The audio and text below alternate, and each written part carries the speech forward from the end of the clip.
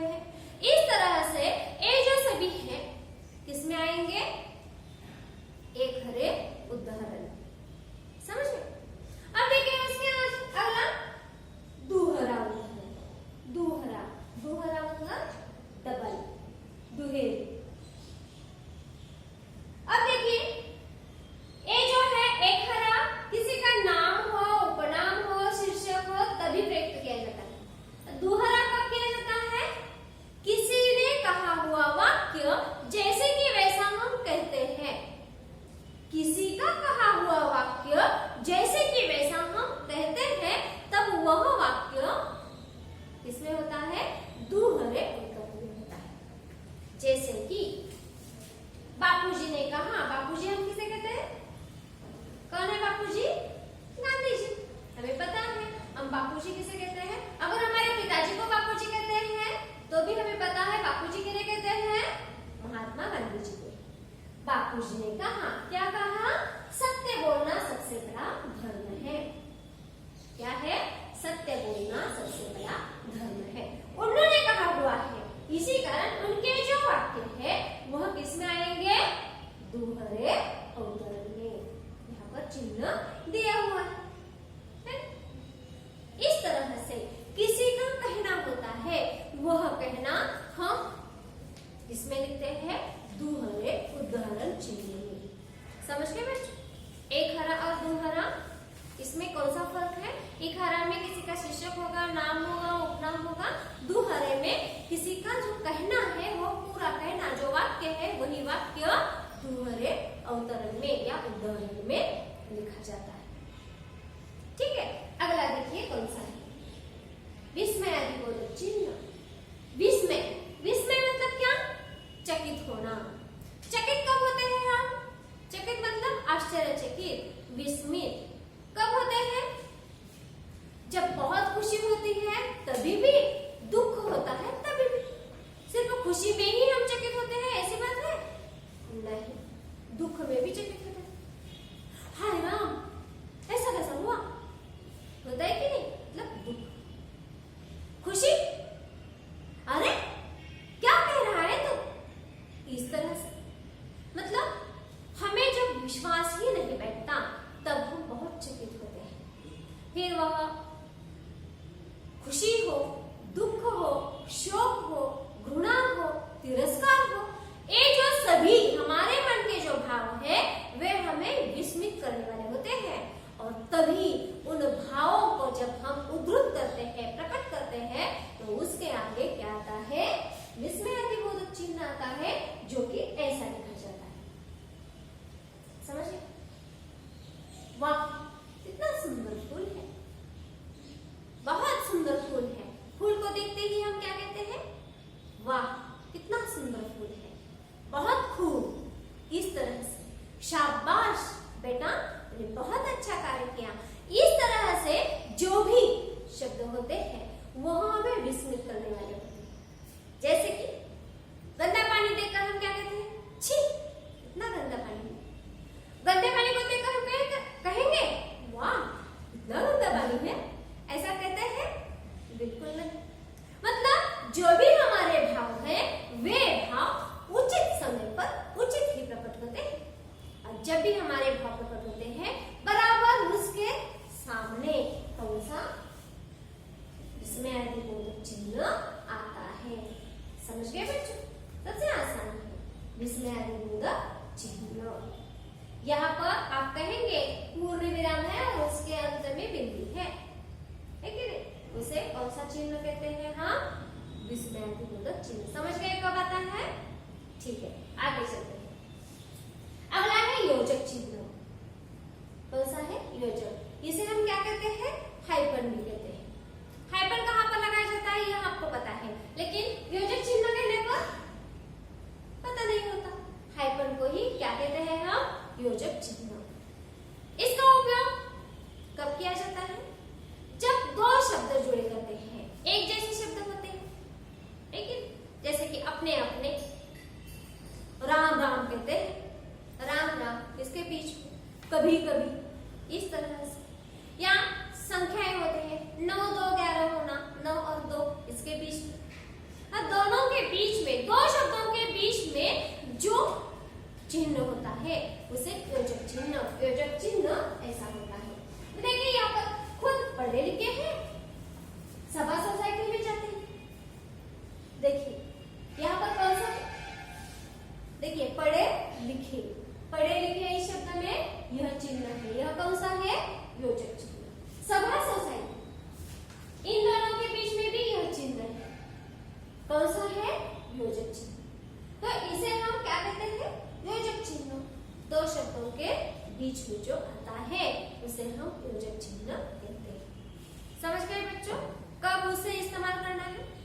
माता पिता दोनों में है पण होता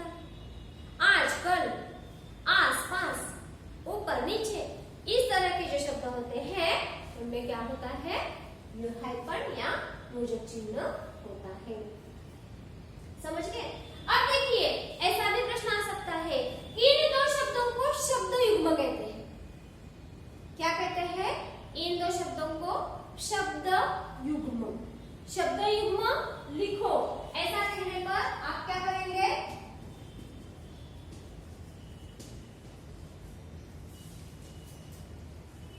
शब्द युग्म किसे कहते हैं? इन दोनों ऊपरी परिच्छेद में से शब्द युग्म ढूंढकर लिखो। तो कौन से शब्द होंगे? हाइफन वाले शब्द, मतलब जो चिन्ह वाले शब्द होते हैं उन्हें हम क्या कहते हैं? शब्द युग्म ऐसा कहते हैं। समझ गए? अगला देखिए कोष्टक। कोष्टक तो आपको पता ही है, क्योंकि गणित में इसके सिवा उदाहरण होते ही नहीं, इसी कारण आप अच्छी तरह से यह कोष्टक जानते हैं। हाँ, आप कहेंगे गणित में, भाषा में कैसे आएंगे?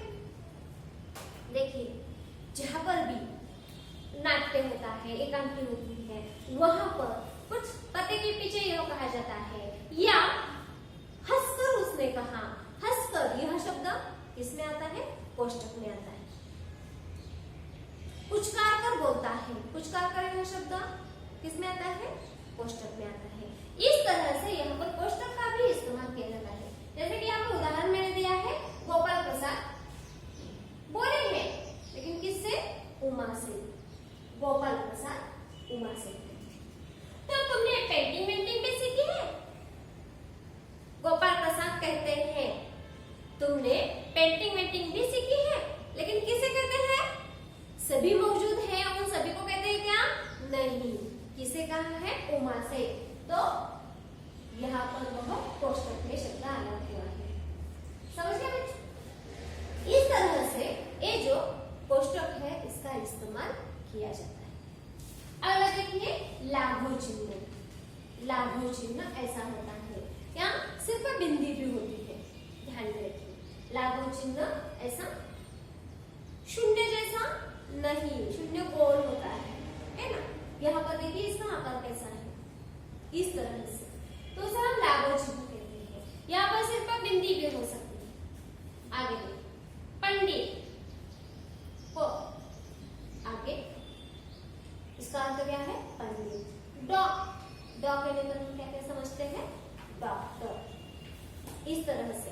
लेकिन ये जो चिन्ह है, यह चिन्ह किसी प्रसिद्ध नाम के लिए इस्तेमाल किए जाते हैं, या उपाधियां होती है। उपाधियां लिखते वक्त हम क्या लिखते हैं? एसएससी, एचएससी, बीए, है ना?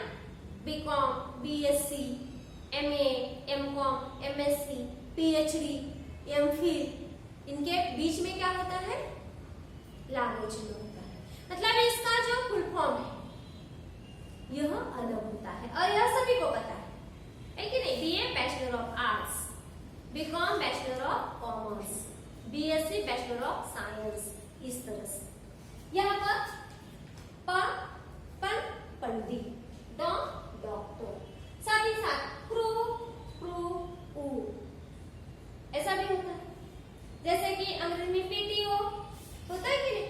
उसी तरह से कृपया पृष्ठ उलटिए, उसका अर्थ क्या है? कृपया पृष्ठ उलटिए। तो यहाँ पर ये चिन्ह होता है, इसी चिन्ह को क्या कहते हैं? लाघव चिन्ह। समझ गए बच्चों? अगला है निर्देशक या विवरण चिन्ह। वह कैसे दिया जाता है? इस तरह से। देखिए, ये जो निर्देशक है या विवरण है, स्पष्टीकरण जो हम देते हैं, स्पष्ट करते हैं एक आध बात, तो वहां पर यह होता है। जैसे कि सर्वनाम के भेद, कौन सा चिन्ह दिया हमने? जैसे उदाहरण दे रहे हैं तो यह चिन्ह दे देते हैं। मतलब कौन सा भी विवरण हो या स्पष्टीकरण हो, वह देते वक्त हम उसके आगे क्या करते हैं? यह निर्देशक या विवरण चिन्ह दे देते हैं। सिर्फ सर्वनाम का उदाहरण दिया, मतलब सिर्फ सर्वनाम के आगे ही यह आएगा ऐसा नहीं। इसका भी विवरण हो, स्पष्टीकरण हो, तब हम यह चिन्ह अवश्य दे देते हैं। समझ गए बच्चों? किस तरह से चिन्ह है। और क्यों आवश्यक है यह भी मैंने आपको बता दिया है। फिर से एक बार देखते हैं कौन कौन से विराम चिन्ह है। पहला है अल्पविराम, अर्धविराम, पूर्णविराम। ये तो हमने पिछली तासिका को देखी है। पहला अल्पविराम, दूसरा अर्धविराम, तीसरा पूर्णविराम, चौथा है प्रश्न चिन्ह, पांचवा है उदाहरण, उसमें एक हरा है, दूहरा है, छठा है विस्मयादिबोधक चिन्ह, सातवां है योजक चिन्ह, आठवां है कोष्टक चिन्ह, नौवां है लागू चिन्ह और 10वां है निर्देशक या विवरण चिन्ह। कौन सा चिन्ह कहाँ पर इस्तेमाल करना है यह आप अच्छी तरह से समझ गए होंगे। समझ गए बच्चों?